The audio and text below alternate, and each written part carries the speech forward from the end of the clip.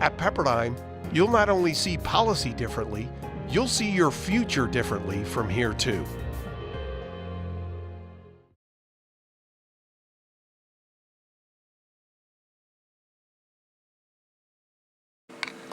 Well, welcome everybody.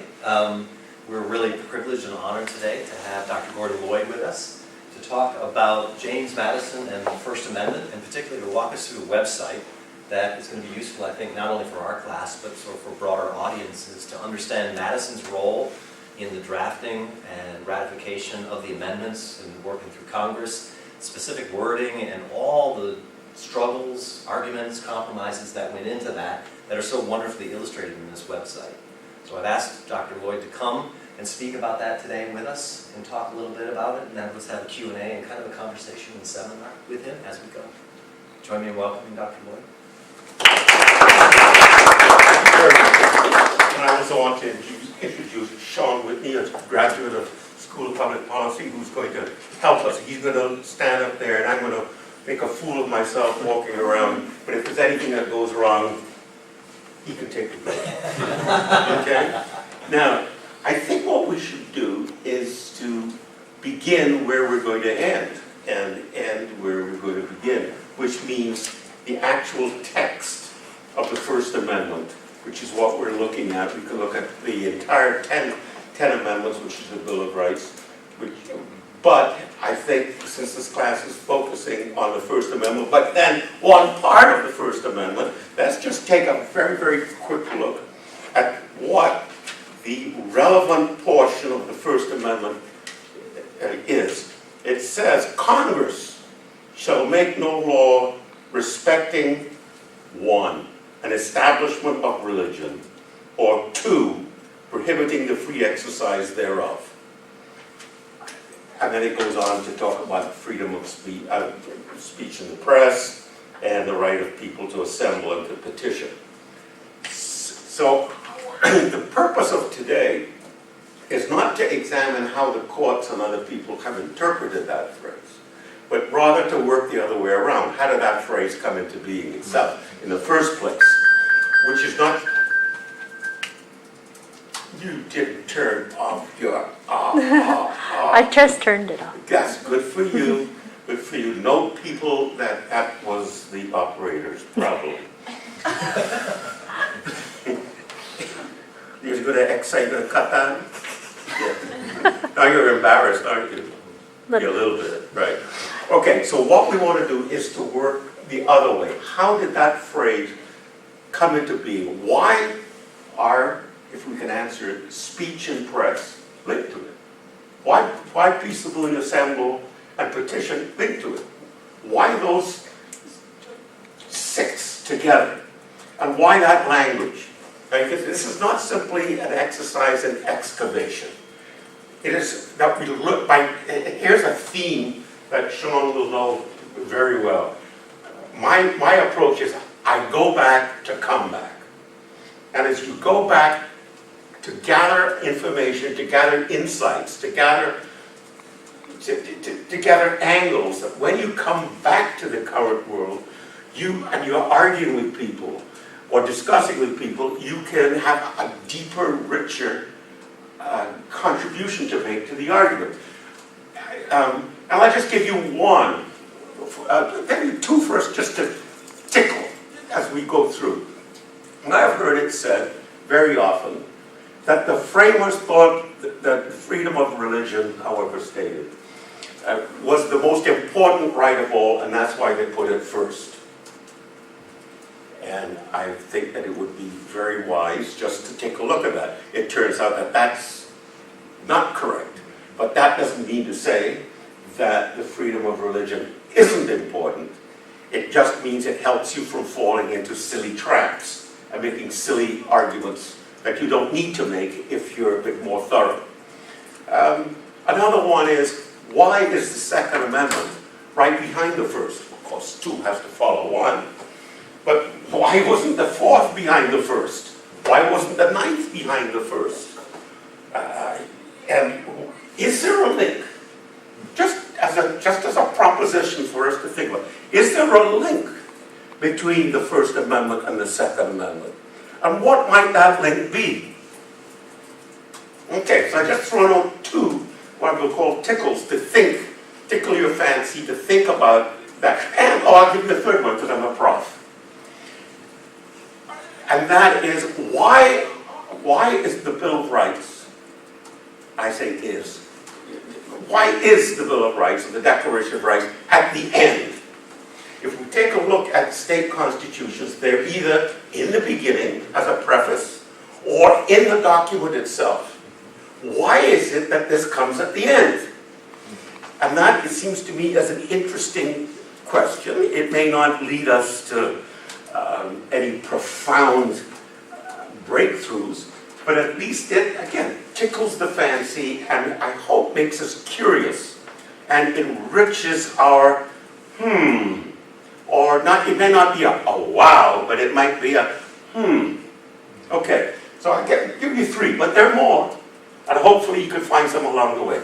Let's start our journey.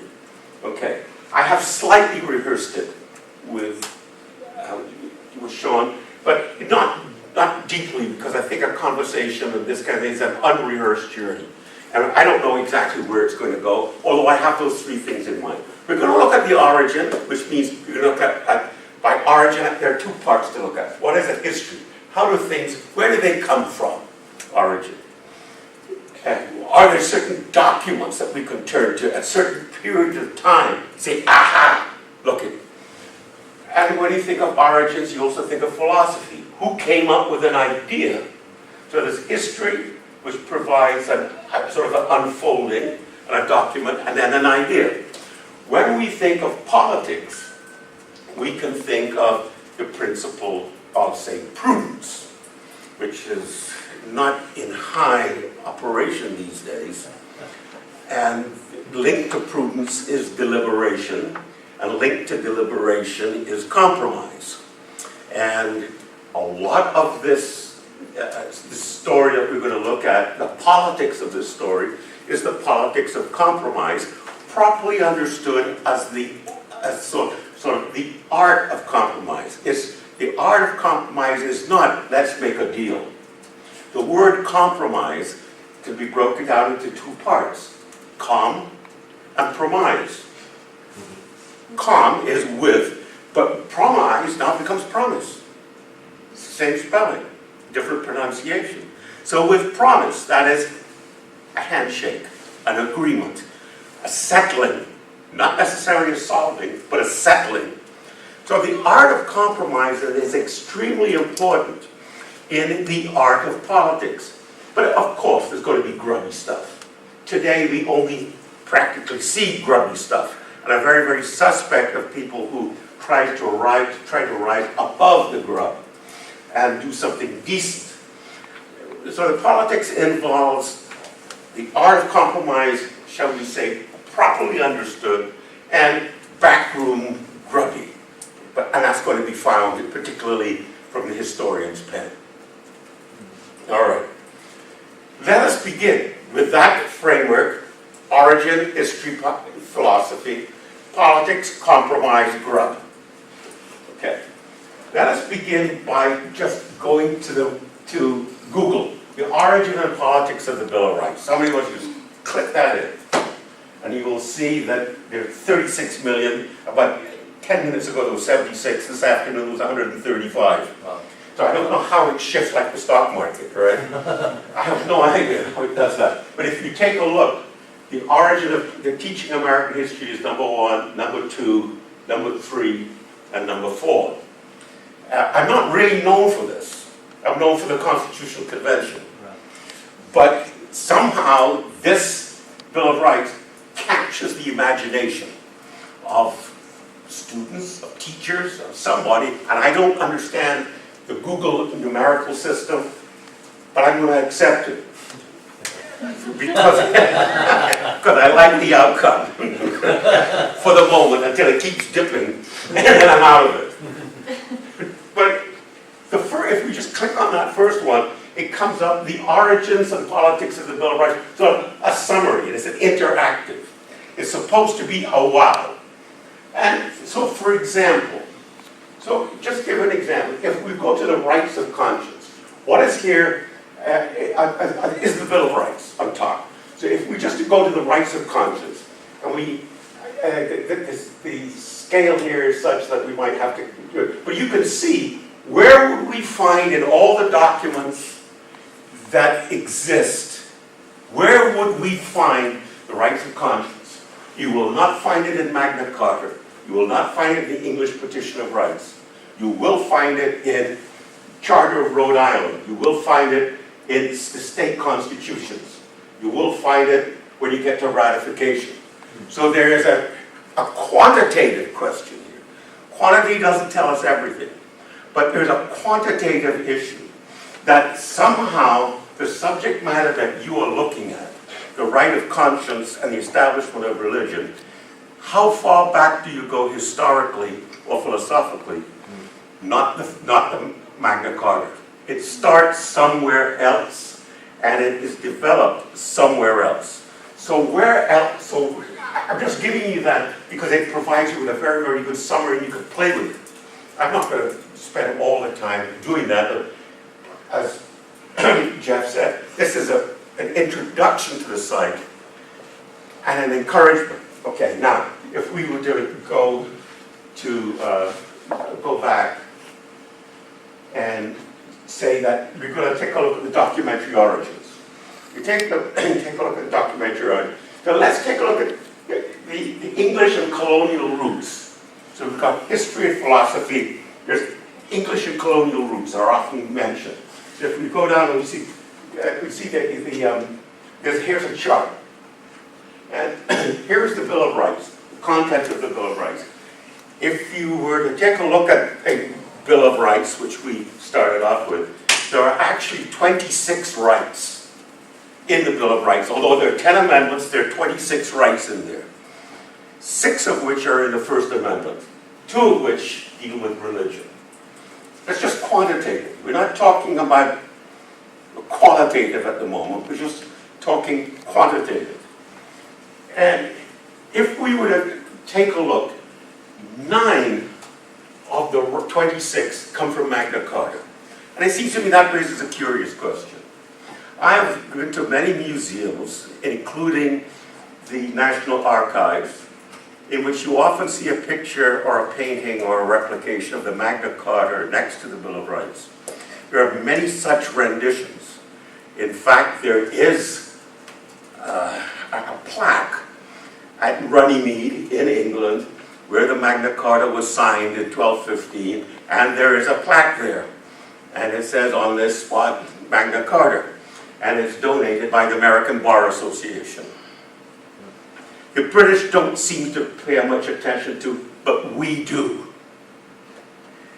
Well, since we do, it must matter. We're moving from quantity now to quality. What is it that matters about Magna Carta, not just to lawyers, but to citizens? Magna Carta represents something, even though quantitatively it's only 9 out of the 26. I say only because there are others, documents, in which the 26 receive greater representation numerically.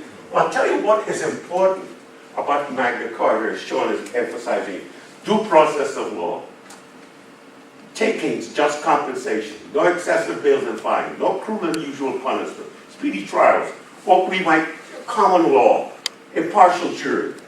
In other words, a great part of American law on the rule of law depends upon, broadly stated, due process.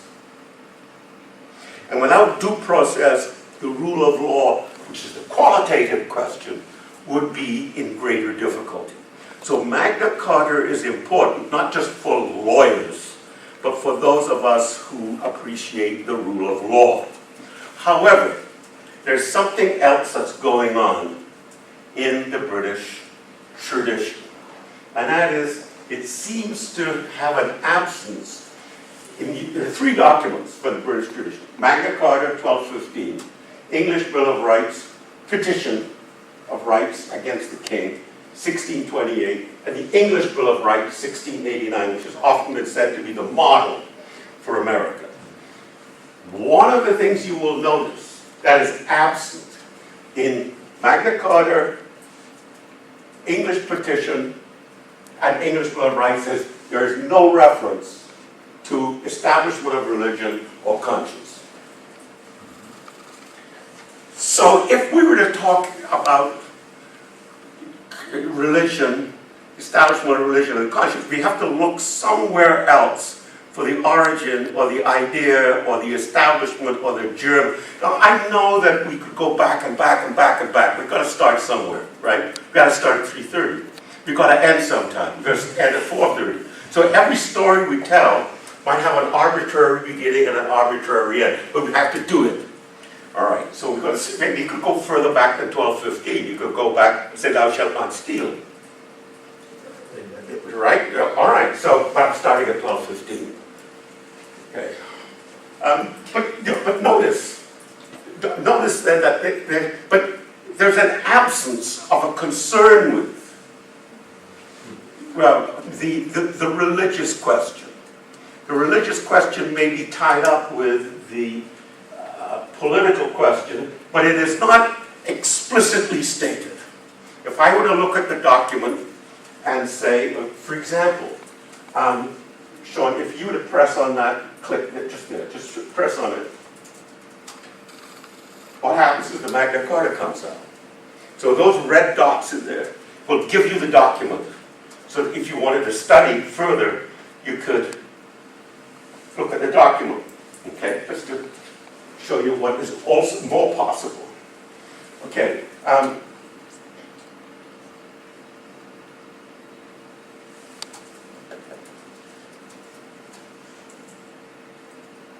Yeah, I know what I'm going to do. Now, if we were to take a look at the English Bill of Rights of 1689, I have not put in rights of conscience and free exercise, but you will see something here which I find fascinating. In the English Bill of Rights, you will find the right to keep and bear arms. There are two predecessors, and one has to say, well, yeah, you're right, they're there, and you could read them. I mean, all you have to do is to press this button, press this button. One of the things Sean and I might do is instead of pressing the button and the entire document come up, is to be able to press the button and that particular section comes up. But that takes a while. Right, Sean? Absolutely. Right. So the English Bill of Rights of 1689 does have the right to keep and bear arms. And it says bluntly, Protestants shall have the right to keep and bear arms. So here is a link between religion and arms. And one might very well ask, why is that link? And the answer is because the English Bill of Rights is fighting a Catholic monarchy. And all the better, my dear, to secure a non-Catholic monarchy, a Protestant succession, Protestants will be able to defend themselves. And that is one of the first times that I have noticed a link between the right to bear arms and the right to conscience or some form of religion. I don't want to overdo it, but it seems to me a curious issue, that it is not born in the right to go hunting and shooting a partridge in a pear tree. It is, in fact, linked to protecting a group of people from the unlawful or unregulated misuse of power by those who are in power. Okay.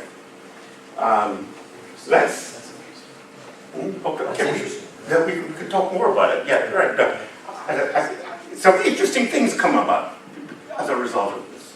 All right, let's go now to the next phase.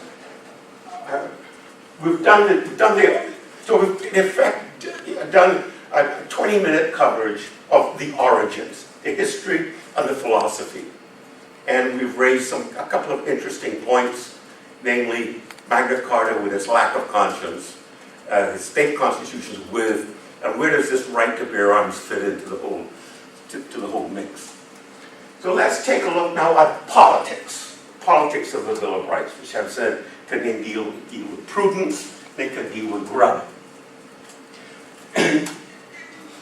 The Constitution has to be ratified, and overwhelmingly, the ratifying conventions argued that there ought to be a Bill of Rights, since the Constitution itself lacked an explicit Bill of Rights. Hamilton's point was the Constitution is a Bill of Rights. And how could he argue that? Well, because in Article 1, Section 9, there's a listing of the right to habeas corpus. There's a right to no bill of attainder. There's right to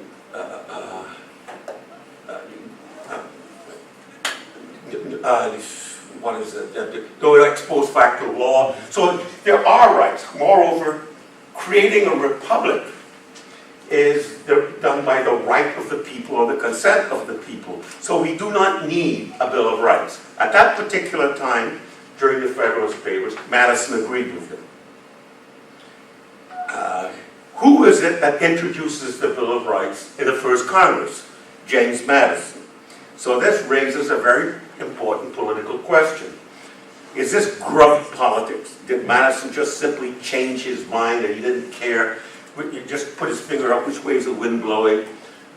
Or is there a principle involved in Madison's apparent change of mind?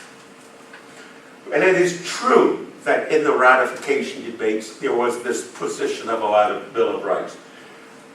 And what Madison did was to sort out those rights which had become traditionally American through the colonial and English heritage and through the state constitutions which had been created, and distinguish those from amendments to the Constitution which antagonistic delegates to the ratifying conventions proposed.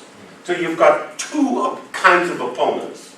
Those who think the Constitution should be restrained more by a Bill of Rights, and those who think that the Constitution has within itself the seeds of massive destruction of American life, that we ought to return to the Articles. And so the task, as George Washington says in his first inaugural, is it possible to retain all the work that we have done in creating a more perfect union and at the same time satisfy the concern which Americans have that the government may exceed its powers from time to time? Now that's different than saying the only way to do that is by going back to the Articles, which apparently even today a number of people would like to see happen. So if Madison is changing his mind because of what's going on in the wind, or changes his mind because of prudence, I think one has to come to grips with that question. Is it possible, or is it just an invention, to keep what is strong and satisfy the concerns that people have that the strength may become too strong? And Madison listened during the ratifying conventions, and he listened to, particularly in exchanges with Jefferson, about that issue, while still retaining his number one problem that Madison had. The problem, the main vice with the Articles of Confederation was that the states were too strong and that the Union was too weak.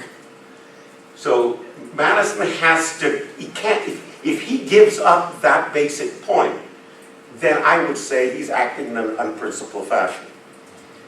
Does he retain that basic point? We shall see.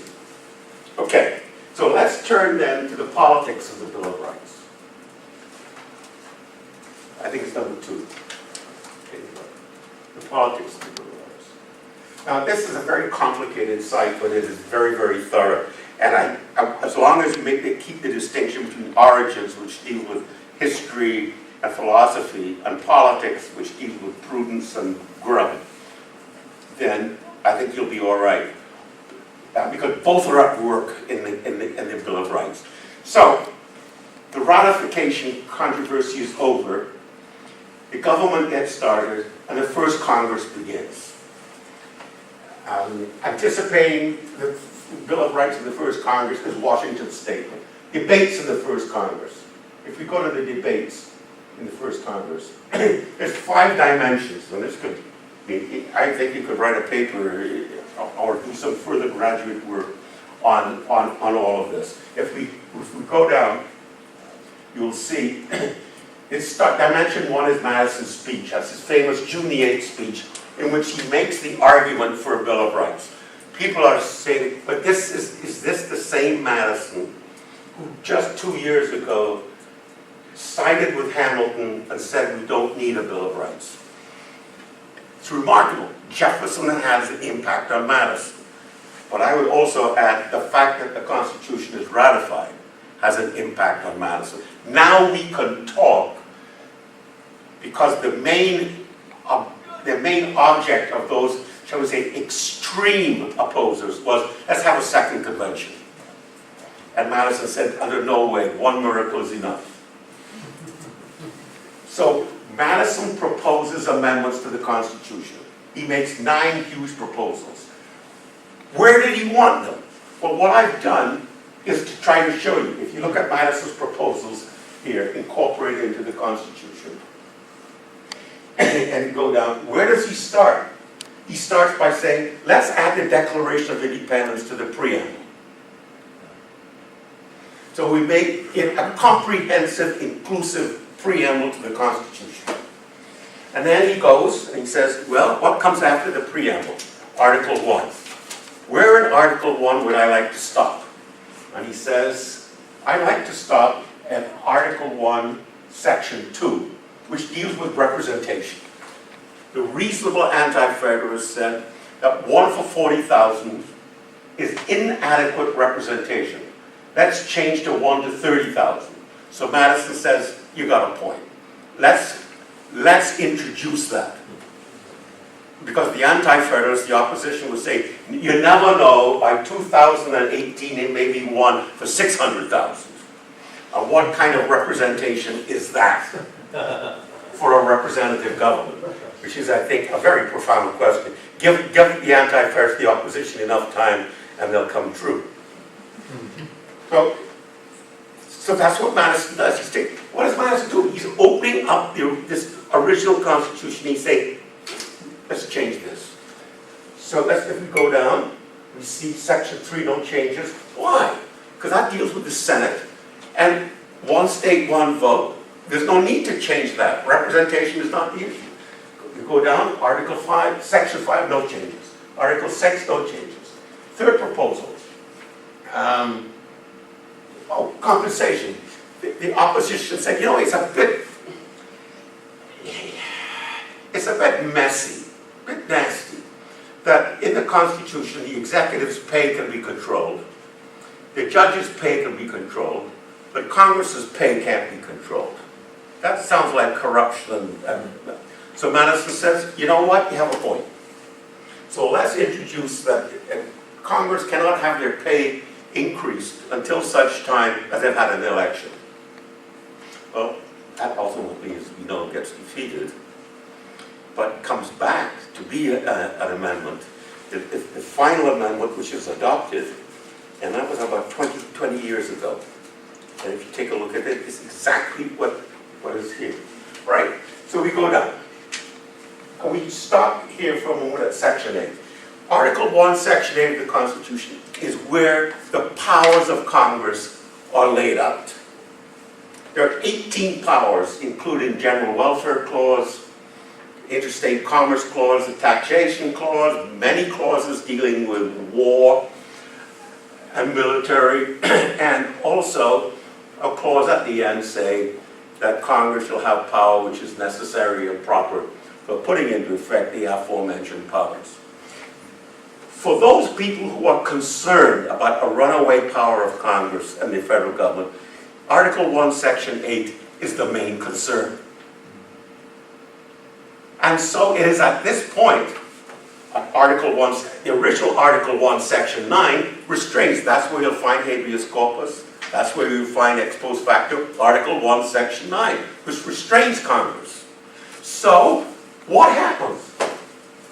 In Article 1, Section 9, between clauses 3 and 4, Madison says, let's insert the following. First, the civil rights of none shall be abridged on account of religious belief or worship.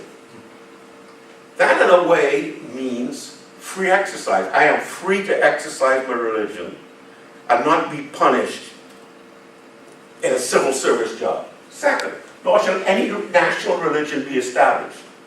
Third, nor shall the full and equal rights of conscience be in any manner or in any pretext infringed. Four, the people shall not be deprived or abridged of their right to speak, to write or publish, and the freedom of the press as well as shall be inviolable. The people shall not be restrained from peaceably assembled and consulting with the common good. These are all separate ones. And the right of the people to keep and bear arms shall not be infringed. A well-armed and well-regulated militia being the best security of a free state. Now, I have to raise the question, is this an individual right to hunt and fish, or is it a right of the people to defend themselves in the form of a militia? So is the right to guns a means to an end or an end in itself? But the interesting point for me at this stage is it comes right after religion. And somehow in the mind of categorizing, it's there. And right, but look at it, look how it's connected to religion. But no person religiously scrupulous of bearing arms shall be compelled to render military service. What does that mean? That if you're a Quaker, then you cannot be compelled to bear arms. So with a right to do something, also perhaps comes an obligation to do something. And if you say you have a right to bear arms, then you have an obligation to bear them also. And Quakers will not bear arms, or that's one of their claims. And then where do we go? No soldier in time of peace. Now I maybe just have my mind running overtime, but I just find it curious that you list certain rights, religious rights, and then you mention right to bear arms, then you excuse those who don't want to carry arms, and then you go into the war. No soldier in time of peace shall be quartered. I don't know how to unravel it, but it would be odd of me to simply stand without stopping.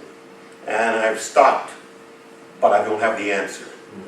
But one of the origins seem to be 1689, Protestants have the right to bear arms. And once you come across the pond, then it's not just Protestants, it's Americans to defend themselves, but against whom or against what? Or is this just, I have to have that right because it makes me feel more secure. That's it. So what's it to you, Mr. Madison? Give it to me. I'll feel better. I feel better about it. So will that mean that you will support the Constitution if that's there? Yes. Okay. Isn't that interesting? Can I just say that Please. 8, 9, and 10 together, it is interesting. I've never seen that before in the way you put it here. And it really looks like 8, 9, and 10 are dealing with, for example, anti-federalist fears of the standing army. Yes. Right? And Yes. danger of the standing army, which would have been a danger in the minds of British Protestants in 1689. James II, the Catholic monarch who had been deposed, and that danger. But it's also interesting to me that number 9 just points out, obviously relating directly to Quakers, no person religiously scrupulous of bearing arms should be compelled to render military service in person. It's also interesting that if you go back up there, Sean, to the full and equal rights of conscience, number 3, nor shall those rights be in any manner abridged or pretext. Number 9 then says no person scrupulously, religiously scrupulous bearing arms should be compelled to render service. I wonder, just again, thinking out loud as you were suggesting, is number 9, does number 3, the full and equal rights of conscience, that does not mean to grant a religious exception for Quakers. That Madison thought you had to have number 9 in addition to that. I would think that's a very fascinating and defensible interpretation. Okay, interesting. Right. or reinforce, yeah, and but it comes within the spirit of the right of conscience. Yes, so it could be just a reinforcing example of number Could three, be. or it could be in addition to number three, because number three doesn't include that. Right. That is correct. And then we get into the question of how implicit could we be, do we have to mention everything? Right. What is the Constitution supposed to do? How do we look at this language? How do we read one part with another? We now know why it's in Article 1, Section 9, because it comes after Article 1, Section 8. Yeah. In other words, we list the powers, and now we list the non-powers. And then, let's continue. Article 1, Section 10 of the Constitution is a statement about what states can't do. And Madison here is very, very, this to me is one of the fascinating parts. Madison proposes that in Article 1, Section 10, between clauses 1 and 2, be it sort of this: no state shall violate 1, the equal rights of conscience, 2, or the freedom of press, or 3, the trial of... So if you were to ask Madison, I think, what are the 3 top rights? Conscience, press, jury. Jury comes from where? Magna Carta, the colonial here. Where does freedom of the press come from? The colonial, late colonial, and early state American tradition. Where does the right of conscience really come from? State constitutions. And it's very American and not British. And so Madison is saying, if we're going to restrain the federal government, what have we done now? Have we given up restraining the state governments? So we should also restrain the federal. Interesting. This is the way in which the doctrine of incorporation in the 20th century has been used to incorporate principles of the federal constitution into the state constitutions. Okay. We could go on, but I think you get the picture. He wanted it incorporated. If we go back to the story, Sean, please, and we go down, then, so what happens to this? It gets sent to a House Select Committee. You could read that. The House approves. So the main point to this part, let me just tell you what it is. Roger Sherman, who's always been Madison's nemesis, says, I don't want the work of the framers to be touched. They are sacrosanct. And can't you see Madison saying, but I am the framer?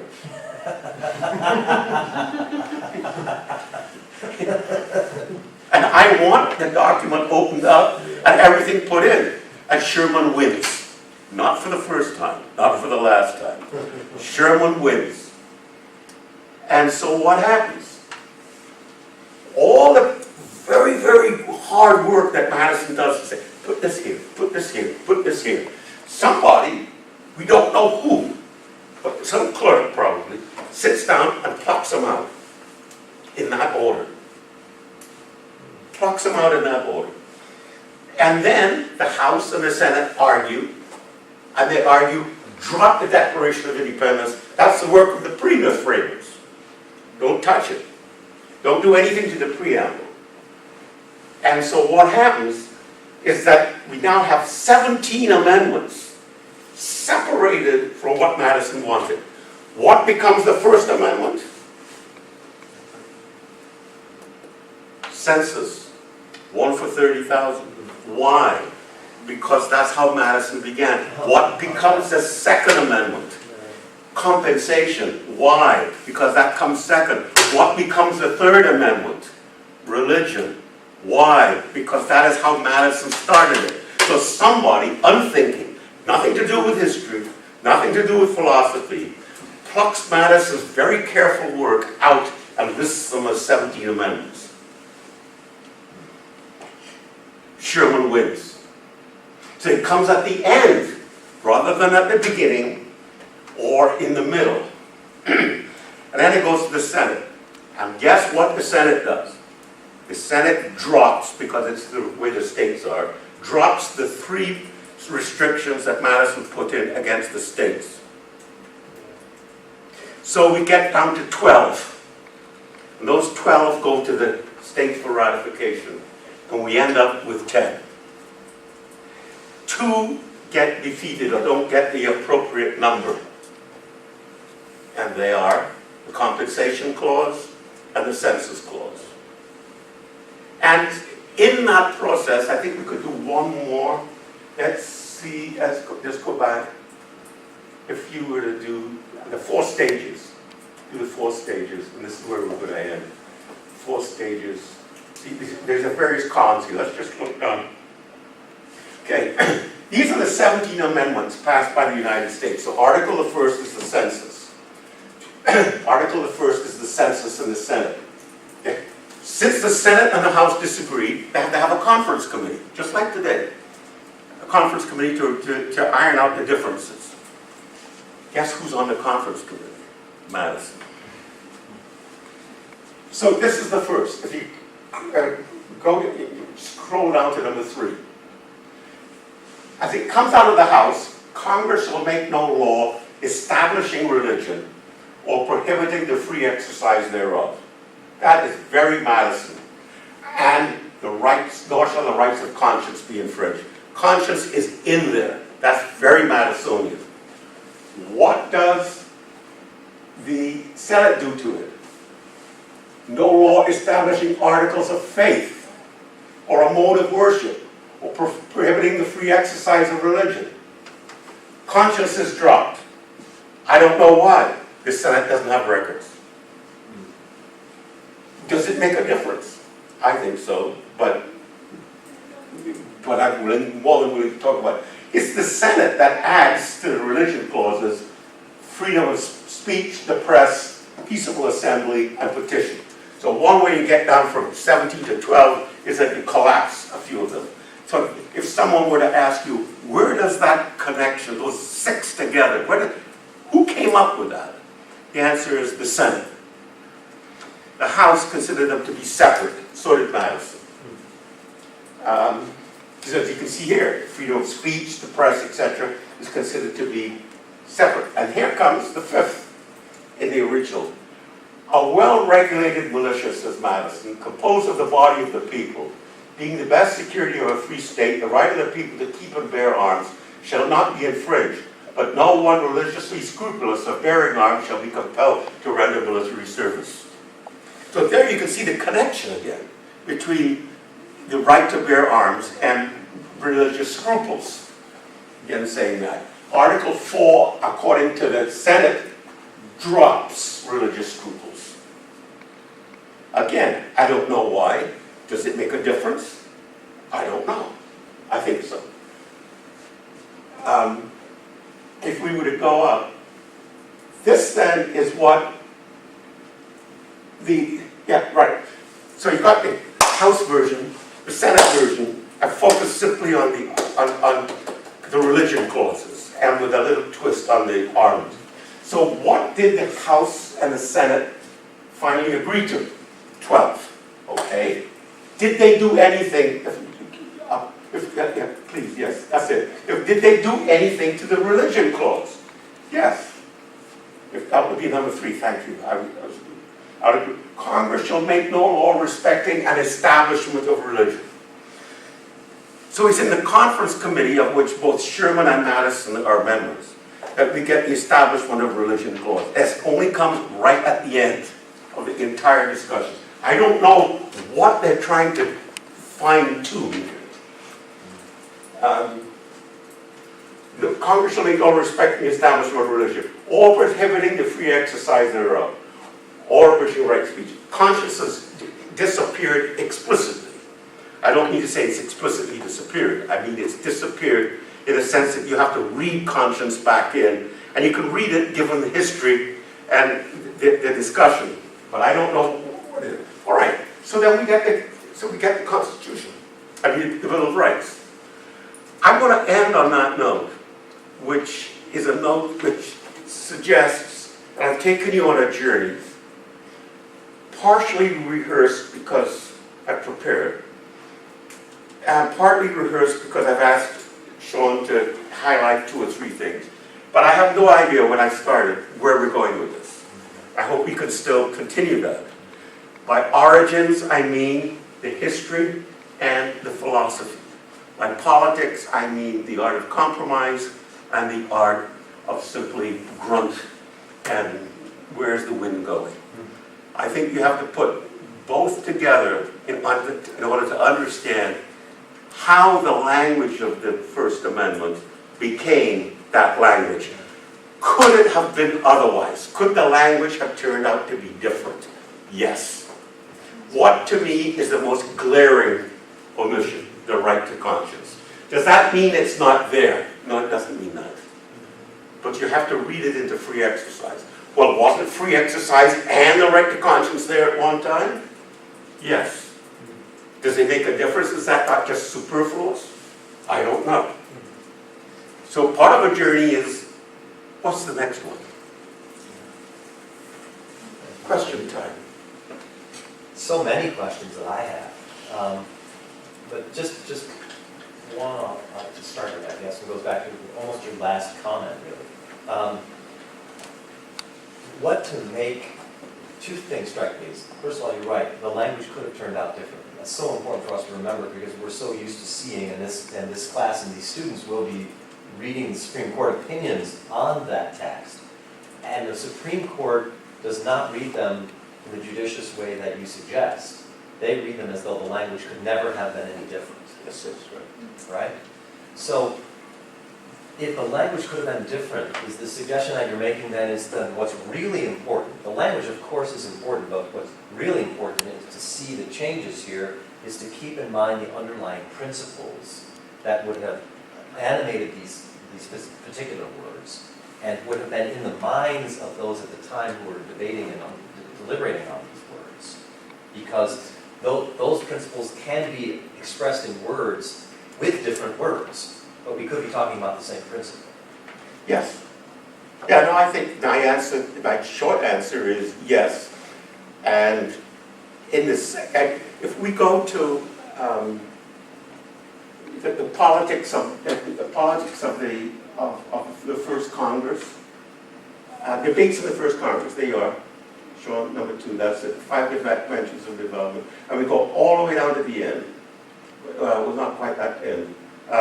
Senate Journal. We have the House reports. The Senate did not keep a journal because it was secret. That is, the House decided, only later, and I don't know when, the Senate only later on decided to keep open journals. Okay. So here's all we have officially from the Senate. Senate, September the 3rd, resumed consideration, and they did so. On a motion to amend Article 3, that's the religion article at that time. And to strike out these words, strike these out, religion or prohibiting the free exercise thereof, and insert one religious sect or society in preference to others. That means, so what the Senate is suggesting at this time, or certain members of the Senate said, what we really want is no one religious sect or society shall be given preference, which is an argument which is used today as an interpretation. And it was negative. So it's not there. Does the negative mean that's not what the framers meant when they had that clause, otherwise they could have. On a motion for reconsideration, it passed in the affirmative. On motion to adopt the following in lieu of the Congress shall not make any law infringing the rights of conscience or establishing any religious sect or society. So the right of conscience gets put back in as a motion. It passed in the negative. We don't know why. Upon the question, as it came from the House, it passed in the negative. On motion to adopt the 3rd article, nor shall the rights of conscience be infringed. So some senators said, we want the right of conscience explicitly in there. It passed in the affirmative. All right, so now what happened to it? It gets back in. The procedures of it on articles and on Article 3 to amend. Congress shall make no law establishing articles of faith or mode of worship or prohibiting the free exercise thereof, or it gets dropped. It gets dropped again. It passed in the affirmative. Message from Beckley, we're done. If you look at the Senate record, the only recording that they have is dotting the I's, crossing the T's, changing the message on religion.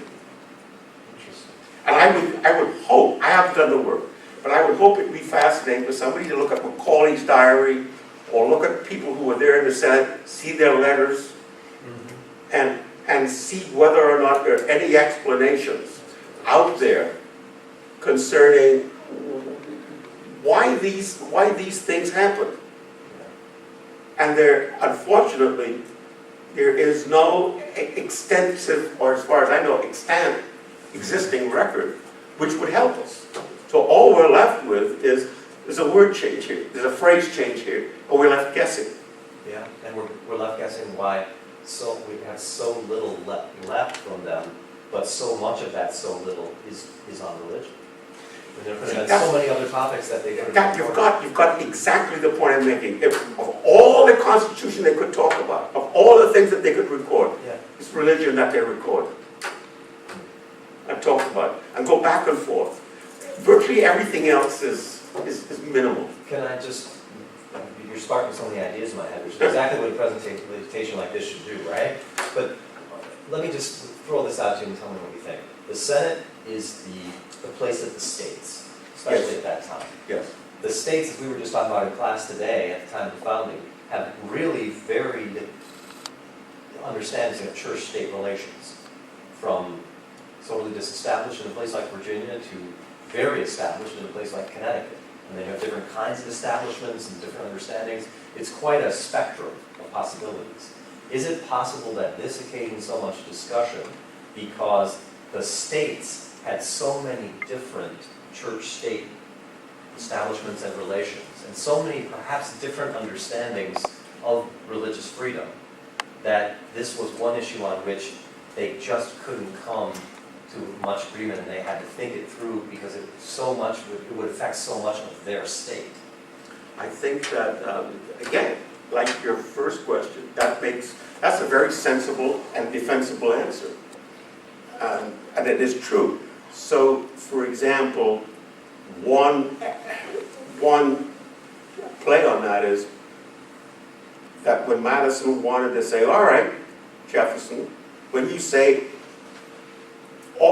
the people should expect any government to have a Bill of Rights, are you serious that the state government should also have a Bill of Rights? And are you serious about conscience and jury and press? Well, then what I'm going to do is I'm going to include those three so that we have, not only that the states are not able to do titles of nobility, the nation can't do titles of nobility. So we got both. What I also want, says Madison, if we're going into this right stuff, I want the states not to be able to do conscience as well as the nation. I want etc. And I think it's defeated in part because the right of conscience is very difficult to define. If you've got a Quaker state, you've got this state, this state, this state. And that is, so it's left with Congress shall make no law. It doesn't say anything about no state shall make a law. And Madison's attempt to have the Constitution and the Bill of Rights say no state was defeated. So that the states were left open. Next question, of course, is to what extent does the Constitution and the Bill of Rights become a model over the next 40 years for the state governments? Do the states gradually shift towards falling in line with the federal government in the next 40 to 50 years, or do they keep their own identity with regard to religion and other matters? And that again asks the question, well, what's the Constitution supposed to do? Particularly when you have attachments to former colonies and states, etc., and you're trying to forge a union. And the union that you forge under the Articles you're deemed to be inadequate. So how do you forge a stronger union? How far can you go? And what is a constitution of that new union able to do? And of course you get the 10th Amendment, which says those powers not delegated to the Congress are reserved to the people of the states. That is, the future shall decide. That's how I read that. Unfortunately, there are a number of historians and political scientists that are very prone to suggest that through the art of compromise, you kick the can down the road. which means you don't deal with the question, you don't solve the question, you kick it and let the next generation solve it. And that's particularly prominent in the coverage by historians and political scientists on slavery in the Constitution. They kicked it down the road. As opposed to the art of compromise that you were talking about, which would be the compromise would set the principle, but let prudence in practice work the principle out over time. That's correct. Rather than having compromise not establish any coherent principle. That is correct. There's a sort of compromise which is a deal, say, that gets you out of a messy situation, but it is not trying to move the argument forward. It really doesn't care much about the argument. So for Washington, he doesn't mind whether it's one for 40,000 or one for 30,000. He's established the principle of representation.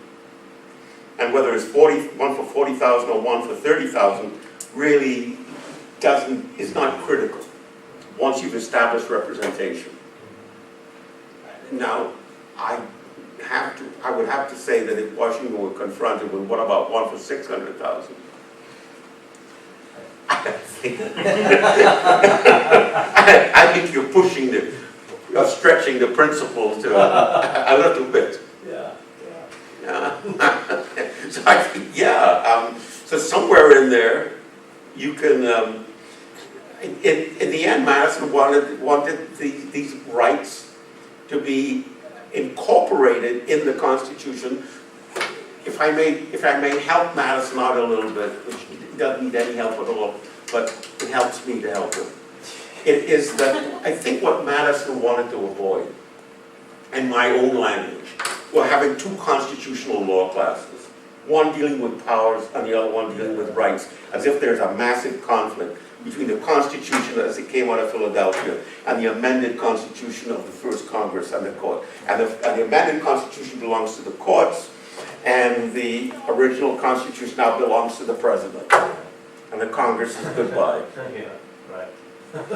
And so one way to avoid that problem, says you're putting it in my language, one way to avoid that problem is you incorporate it. You don't create that notion that there is a conflict. So you're going to have to work out how do you deal with powers and rights. Not a question of how do you deal with powers, the next semester we'll deal with rights. When you put the language together, you see there's sort of two sides of the same coin. That is correct. That's why it's Article 1, Section 8, and Article 1, Section 9. It's extremely helpful. Well, thank you so much for coming today, prompting our thoughts. Well, good. I hope